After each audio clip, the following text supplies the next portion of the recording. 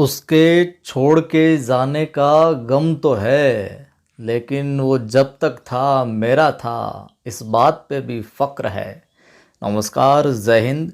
सामाजिक विज्ञान की कक्षा 8 की पुस्तक चल रही है। 4 अध्याय है जो अपने कंप्लीट हो गए हैं। आज 5वां अध्याय है खनिज और ऊर्जा संसाधन पार्ट 1। बहुत बेहतरीन तरीके से पढ़ेंगे। कक्षा 6 के फैक्ट टू फैक्ट कंप्लीट पाठ करवा दिए, 7 के करवा दिए। साथियों, मैं कई बार कहता हूँ, जब भी यूट्यूब पर वीडियोस देखें, आप किसी के भी बुराई नहीं करा, अपने विवेक का प्रयोग करें कि सही सामग्री दी जा रही है कि नहीं, और सही समय में। ये नहीं 5 मिनट का मैटर और 20 मिनट लगाए जा रहे हैं, तो इस बात का ज़रूर ख्याल रखें। कई बार बोलता हूँ, एक गाइड लीजिए कोई भी, उसको अच्छे से पढ़िए, और बाकी 6 से 10 तक को अपन बहुत अच्छे से करवा देंगे आपको। और बिल्कुल जितना समय लगना चाहिए उसी समय के अंदर, फैक्ट टू फैक्ट, जहाँ से प्रश्न बन सकते हैं वहीं से। पिछले वीडियो में भी मैंने कहा था 6 से 10 तक की पुस्तकों से 80+% प्रश्न है जो आते हैं। आप एक गाइड पढ़ लीजिए अच्छे से, और 6 से 10 तक की किताबों बहुत अच्छे से कर लीजिए। एसएसटी का मामला आपका कंप्लीट तैयार हो जाएगा। वीडियो को लाइक कीजिए, किया करें, आप शेयर किया करें अपने मित्रों को, और पहली बार देख रहे हैं तो सब्सक्राइब कर लें। कई बार है जो नोटिफिकेशन नहीं जाता है, तो आदि कवि आदिगणेश हिंदी नाम से अपना टेलीग्राम चैनल है, वो ज्वाइन कर लें। मैं वहाँ पर भी वीडियो का जो लिंक है पोस्ट कर देता हूँ, तो नोटिफिकेशन नहीं आए कई बार, तो यहाँ से भी आपको सूचना मिल सकती है। आप सोच रहे होंगे कि पढ़ाना तो शुरू कर नहीं रहे और ज्ञान दे रहे हैं, तो ये कुछ ज़रूरी जानकारी है जो नए मित्र जुड़ते हैं उनके लिए ज़रूरी, इसलिए बतानी ज़रूरी होती है। प्रारंभ करते हैं। खनिज और ऊर्जा संसाधन पार्ट 1 बहुत महत्वपूर्ण है। देखिए, सबसे पहले हम बात करते हैं खनिज का अर्थ, कि खनिज होता क्या है साहब। तो खनिज हम देखें तो प्राकृतिक रूप से उपलब्ध ऐसी वस्तु है, मतलब प्रकृति प्रदत्त ऐसी वस्तु है जिसकी एक निश्चित आंतरिक तथा रासायनिक संरचना होती है। आंतरिक तथा रासायनिक। और सामान्य अर्थ में हम देखें तो ये कह सकते हैं कि जो ज़मीन से जो भी चीज़ हम खोद कर निकालते हैं वो क्या कहलाती है? खनिज। ज़मीन से खोदकर निकाली जाने वाली वस्तुओं क्या कहा जाता है? खनिज कहा जाता है। आ गई बात समझ में कि खनिज क्या होता है? ज़मीन से खोदकर जो भी चीज़ निकालते हैं वो खनिज के अंतर्गत आती है।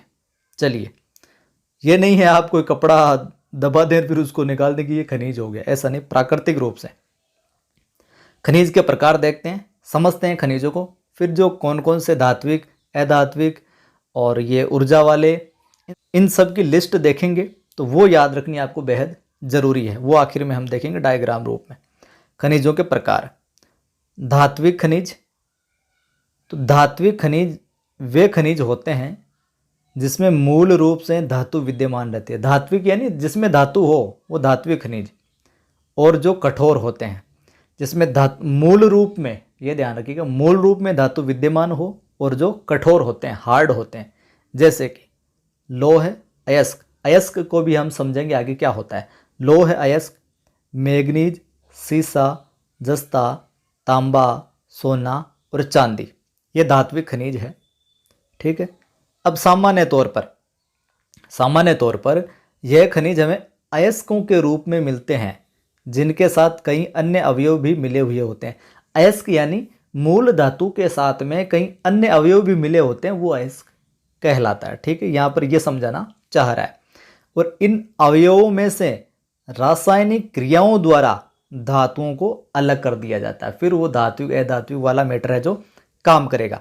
इन अवयवों में से रासायनिक क्रियाओं द्वारा धातुओं को अलग है जो कर दिया जाता है। अब देखिए, खनिज तथा, जैसे मैंने जो बात बताई अभी पहले, खनिज तथा अन्य अवयवों के इस मिश्रण को क्या कहा जाता है? अयस्क कहा जाता है साहब। ठीक है। खनिज और जो साथ में लगे हुए हैं, उसके साथ में मिश्रित जो अवयव है, जो उनका कॉम्बिनेशन है, मिश्रण है, उसको क्या कहा जाता है? अयस्क कहा जाता है। जैसे कि हेमेटाइट, मैग्नेटाइट, लिमोनाइट तथा सिडेराइट आदि लौह धातु के अयस्क हैं, धातु के साथ में ये मिश्रित रहते हैं। इसी प्रकार बॉक्साइट से एल्यूमिनियम प्राप्त किया जाता है। बॉक्साइट से एल्यूमिनियम, जब आगे हम देखेंगे किस प्रकार से धातु को और इनको अलग किया जाता है, वो प्रक्रियाएं भी देखेंगे किस प्रकार से। तो इस प्रकार बॉक्साइट से एल्यूमिनियम प्राप्त किया जाता है।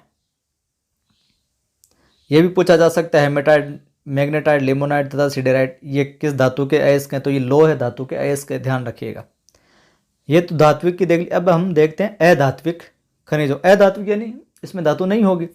तो अधात्विक खनिज वे होते हैं जिनमें धातु का अंश बिल्कुल नहीं पाया जाता, जैसे संगमरमर, या इमारतों में उपयोग में लाए जाने वाले पत्थर जैसे ग्रेनाइट, बलुआ पत्थर।